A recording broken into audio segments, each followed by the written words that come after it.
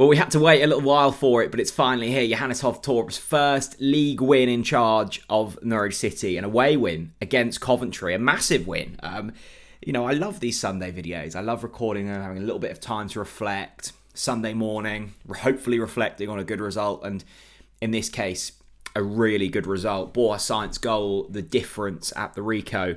Look, this feels big. It feels like a big win, and it feels like a deserved win. Not necessarily on the play of just yesterday, but the culmination of 2 months work for Johannes Hoff Thorup. I think I tweeted last night and I said I've been so impressed with Johannes's not just in-game ability to change games, but the way in which he's gone about all of his work, whether that's press conferences, post-match interviews, dealing with the press, dealing with egos within the dressing room, and I think he's had to deal with a few of those already, and thankfully shipped a couple of those out. Had to deal with a very, very busy transfer window, has had to deal with the transition of sporting directors, and granted, he wasn't here under Stuart Webber, but Ben Napper's still learning the role, so they're very much going at this together and learning the ropes as they go.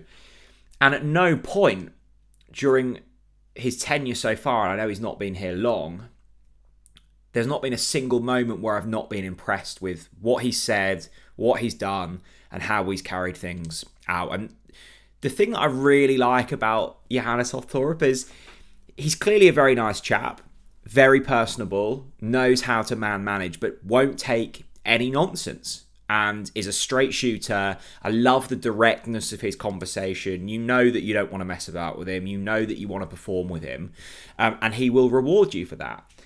I love him.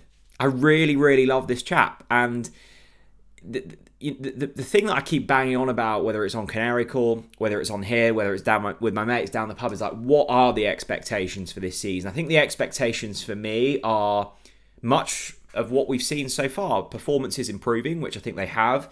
Embedding in young players, which we've seen a lot of already with Callum Doyle, with Ben Crescene, with Ante Sienats, with Forsen Amankwa, with Oscar Schwartau. There's opportunities there. Kellen Fisher, Brad Hills. Whether it's players that we've brought in or players that we've produced ourselves, the average age of this squad is already so much lower. I mean, yesterday the average age of the squad was 25.3, and the bench was a hell of a lot lower than that. I mean, Oscar Schwartau came on, he's 18. Liam Gibbs came on, 21. Cordoba came on, 23. On the bench, Brad Hills, 20. Gabe Forsyth, 18. Kellen Fisher, 20. So there is a clear transition from old guard to new guard, and I like the way that it's going. I was speaking to a chap on Canary Call after the Palace game, after we got beat 4-0 at Selhurst Park, and he said, Jack, I didn't agree with you when you said you wanted David Wagner out. I saw a man who'd got a team into the top 6 and lost out to a very good Leeds United side. And I get that angle, but I think that's quite a shallow level to look at things. I think as a fan of a football club, you want to see your team progressing in the right way as well, and particularly when you don't have bundles of cash to chuck at it, you've got to do it the right way, you've got to do it slowly, and you've got to build the foundations. And I think we had that with Stuart Webber and Daniel Farker in 2018, 2019. We were building something, and you could see it building in front of your very eyes, and it was so exciting, and we were doing it differently, and that felt amazing. And when you've had that, you want it again. You want that feeling again. And under Dean Smith and David Wagner and the latter stages of Stuart Webber's reign, I didn't see that, and that was concerning. And that's what I want to have as a supporter of a football club, a brilliant football club in Norwich City. I want to feel like we're building something, and that wasn't the case. And yes, we got into the playoffs last season, but could you imagine Wagner and Webber in the Premier League? No chance. And we were well beaten by Leeds, and we've moved on, and we've brought in Ben Napper, and we've brought in Johannes Hoff Thorup, and we've had a transfer window, and we've had the first kind of sector of this season now. And I must say, after Oxford away, and I was standing there on the terraces, and there was no stand to the right, and I'm watching the action unfold in front of me, and I'm thinking, my goodness, this is going to be a long season. And since that point, I think we've been really good. We've beaten Stevenage in the Cup, and I thought there was progress on that night. And then we've had home games against Blackburn and Sheffield United, and drew both of those, and arguably should have won them both. Certainly the Blackburn game we should have won, against two teams who I expect to be up there come the end of the season. We were well beaten by Crystal Palace, but they basically played a first team. They were looking for their first win. They got it convincingly. But even then, there were passages of play that were really exciting. I thought for half an hour in that first half, we were the better side, or at least had control of possession. Embedded in young players, and I thought Kellen Fisher, particularly on that night, looked really good. And then we've gone to Coventry, who again will probably be up there come the end of this season, and have done really well, and we've won. And actually, on the balance of play, if you take Coventry, Blackburn, and Sheffield United, this was probably the game in which we probably didn't necessarily deserve to win. But over the course of the season, if you keep performance levels high, some things will go your way. I thought Angus Gunn, particularly in that first half yesterday, was really good and kept us in it.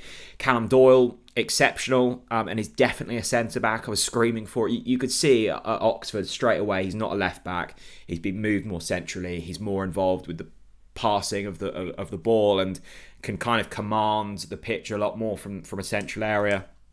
I think he looks exceptional.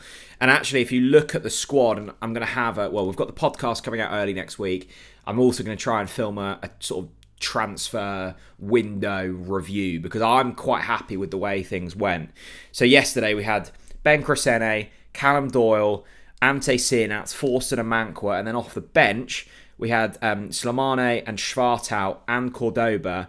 So that's 6-7 new signings already embedded into this side and look really good. I mean, Ante Sinats and Forster and Mankwa were substituted at half time, and Johannes Hoff Thorup simply said he didn't think they were good enough, and that happens, and fair play for straight shooting. Brought on Slimane, who I actually quite like the signing of.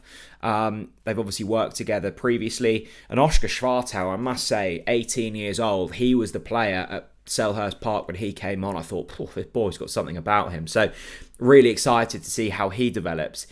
And even after a couple of months, you can see a project building here. You can see the football he wants to play. You can see the personnel that he wants to use in order to play that football.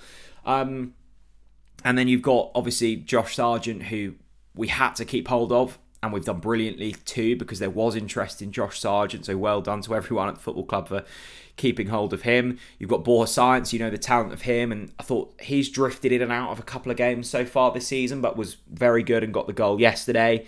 You've got a midfield pivot of Kenny McLean and Marcelino Nunes. And then that defensive line is really starting to shape up, and you've got options there. I was actually interested ahead of yesterday's game to see if he was going to go with Fisher ahead of Stacey. But he didn't, and actually worked out well, and it's a clean sheet for that defensive line. I'm excited about what's happening, and I think, I go back to the expectation point, and I guess it all revolves around that. Do you think we're capable of playoffs? Do you think we're capable of mid-table? Like, what do you want from this football team? And for me, I think it's continued improvement with performance. It's building something in terms of a squad and a squad that you can be proud of, and I look at this team and I am. It's a transfer policy that's scalable and is sustainable as well. And I think we're starting to see that. And it's keeping hold of talent, and if not demanding best price, well, we've certainly done that. Adam Eder, £10 million.